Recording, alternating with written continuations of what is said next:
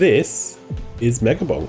This is the latest Vampire Survivors-like game, and if you've played Vampire Survivors, and I describe this game as Vampire Survivors but in 3D, you'll immediately know what you're getting yourself into for this. If you've not played Vampire Survivors, essentially all you're doing is moving. All you're doing is moving. You pick up weapons that auto fire around you, and you just have to try and survive enemies for as long as possible. I'm playing as this little skateboarding skeleton guy called Calcium, I believe. And all I can do is move up, down, left, right, and slide. Or whatever that is. And yeah, I'm just trying to avoid take damage and surviving as long as possible.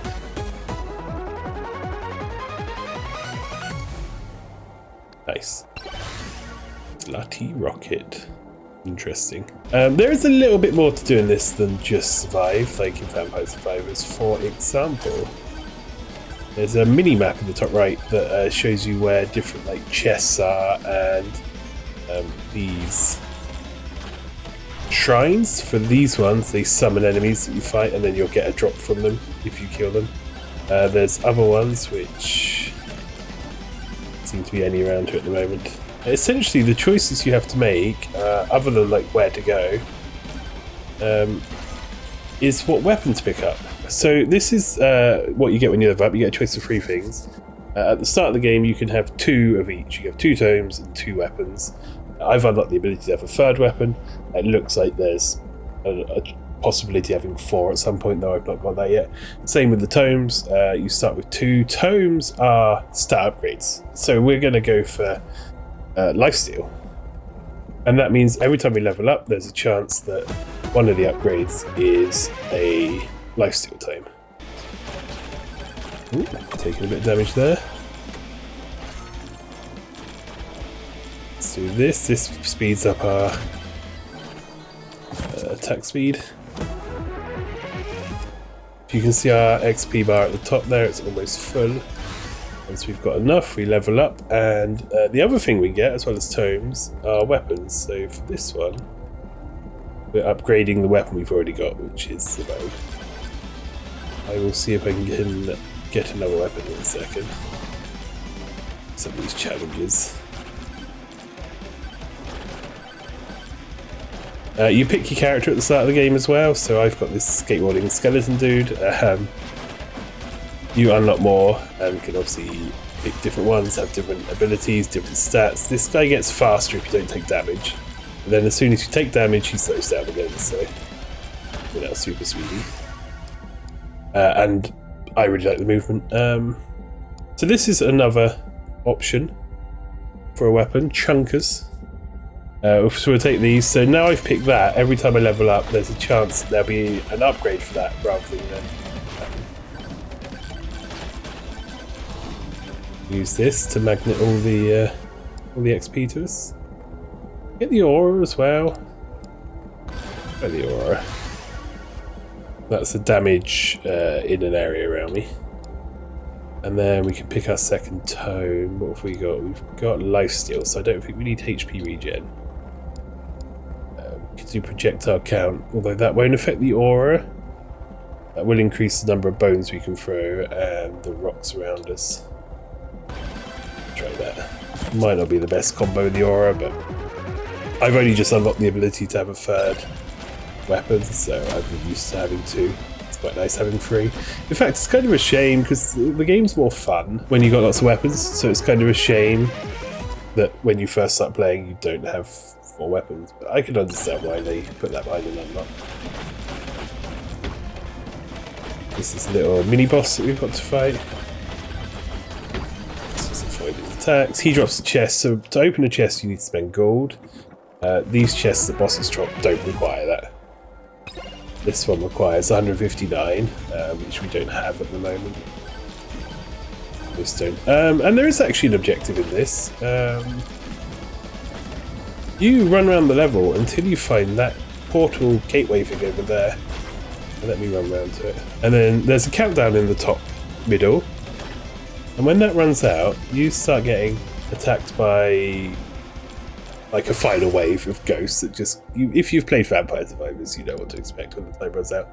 So before the time runs out, you need to find this and activate it. We're not going to activate it just yet because we've still got time to level up. It normally takes a while to find. Some runs you don't find it at all, so we found it really quickly here. Once you have found it, it does appear on the map as a red arrow, so we can find our way back to it if we need to. So for now, I'm just going to keep going around and doing like the quests and opening pots and opening chests and stuff. So let's do time counter. Even the music when you open the chest is very much Vampire Survivors coded. But I think it does like add more to it. Obviously, 3 dimensions makes things a bit more interesting. I don't think it's better than Vampire Survivors.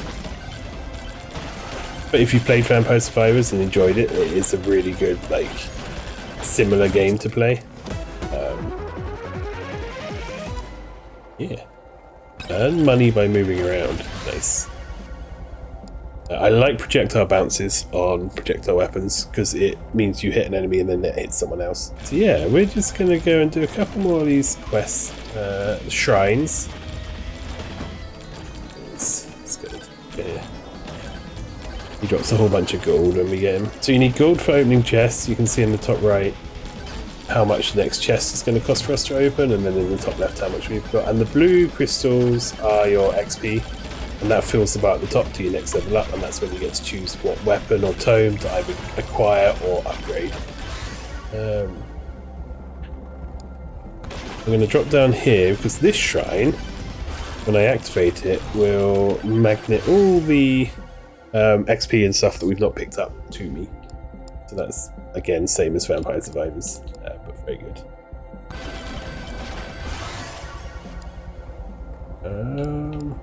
Let's just keep getting quantity up. We can just throw around hundreds of bones. Make our chunkers bigger.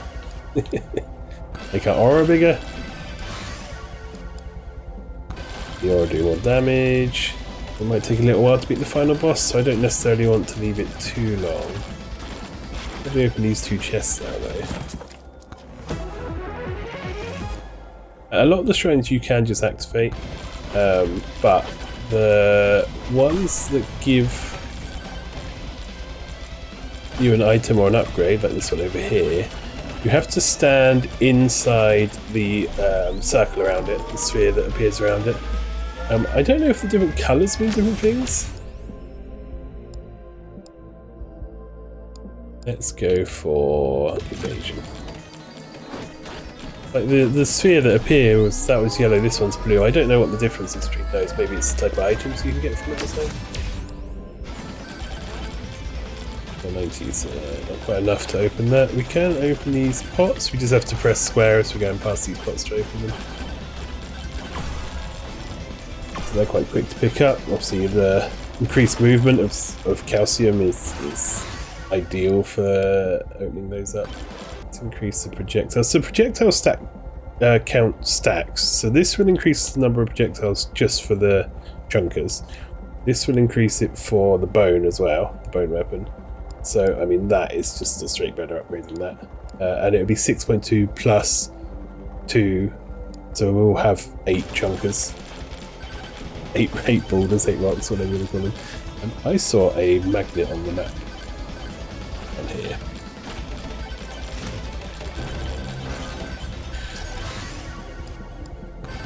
So swarm incoming just means that a whole bunch of enemies are about to appear. Let's do... Let's get low stood up. I'm going to start taking damage soon over here. Then we need to start heading back to the boss because we've only got 2 and a bit minutes left.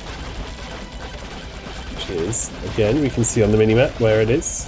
It's quite nice playing a fast character after the starting speed for most of the characters is very slow. I've gone the wrong way. I'm going to be round. Let's go past these guys. I'm not the biggest fan of this art style, like the early 3D... Is it sprites? It's not sprites. They are 3D models, they're just like very basic, but I can understand why they needed to use this art style for this sort of game. so much happening on screen at once.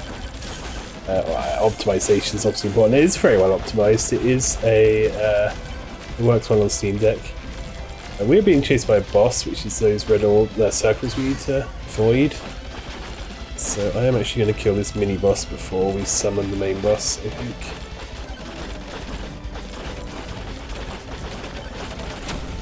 There we go. There's the mini boss dead. And yeah, once you're ready, if you found the portal, you can run up to it and you can press square. That will summon a boss. We are fighting Tree Fella. And we are barely doing any damage to him. He'll start throwing roots at us in a second. There we go. So we need to keep moving. Luckily we've got plenty of speed as this character. Oh, we've got a chest we can open there.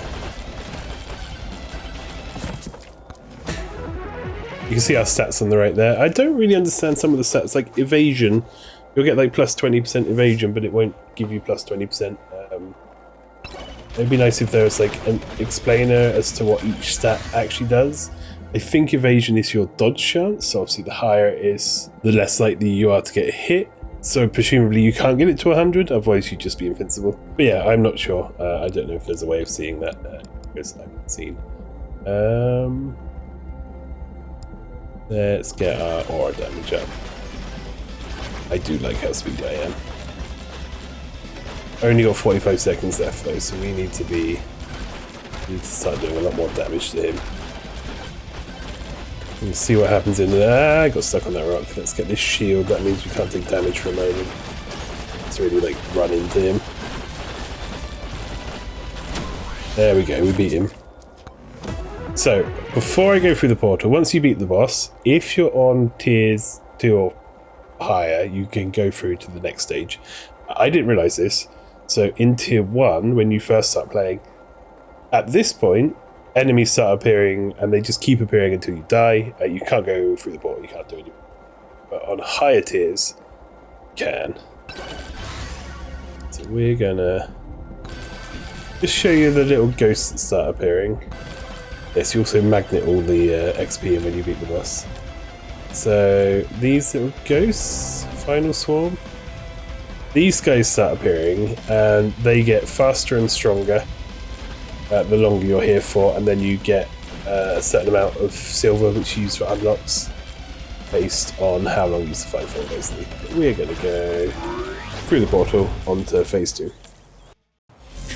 And then you essentially take all your stuff through and start again. And I've not actually beaten tier 2 on any of the maps yet. Obviously the enemies are a lot stronger. I'm guessing there's a boss portal at some point, but we'll see if this is the run. I don't think I'm doing quite enough damage. These totems, the Easter Island head totems, whatever they're called, they are Maui, the Maui. They don't require anything to get an upgrade from, basically, and then we can just upgrade one of our stats. Subtracting the stuff to us. Maybe should have saved that for later, but probably won't be back this way. Got 8 minutes. Right, there's the shrine, and there. And there's a person. Okay, so these guys you can talk to and buy stuff from. Let's do...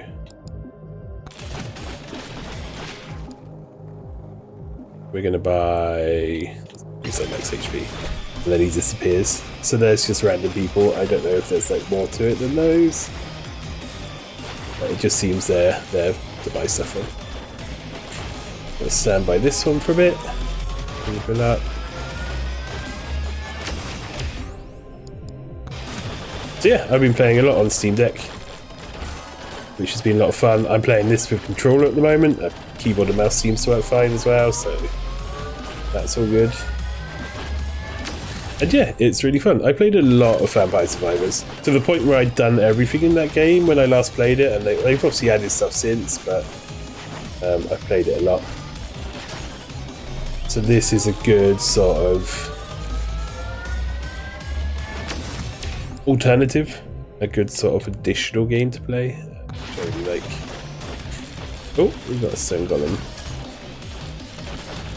These guys make 2 bosses appear. Obviously you can get more drops and stuff from bosses if there's 2 of them, so I'm not going to activate it this turn, but that's good to know. Oh, I am taking a lot of damage. And heal up a bit. There's a heart down here, so these heart pickups just restore your health. I want to kill this boss before a swarm appears. Also, I'm taking a lot of damage by trying to fight it. And I'm just going to keep going. See if we can find the portal. When you get close, there's some red lights in the sky here. I don't know if you can see them. They sort of circle the boss portal. So there's the boss portal over there. That's our ultimate objective. Here's the swarm coming. That's the ideal. Keep moving, keep moving. I think this might be the end for us, guys. We're not going to be able to summon the second boss. I think in... I died. I think in early access there are 2 areas. That's the forest, that's the first one. There's a desert as well. I don't think there's any more at the moment, but I assume there will be at some point. Here's the stat screen. And here are the characters you can play as. I assume all these are, like, it tells you how to unlock them. So I assume they're all in early access as well, which is really cool. They are very different as well. Monkey can climb, so you can just scale walls. So I found having the aura and then climbing to the top of a wall was a really good tactic with him. You also have unlocks. So the weapons we were finding in game, before they appear in the game, you have to unlock them. We also get quests. These are your achievements, basically. So did that. The scorpion, the less said about that character's name, the better. Then again, the game's called Megabonk, so you know. And yeah, it's really fun. I am not very good at it, as you can see. I am not even in the top 1 million in the world, but also it's been out a few weeks and I've not played a huge amount of it. I think I will though.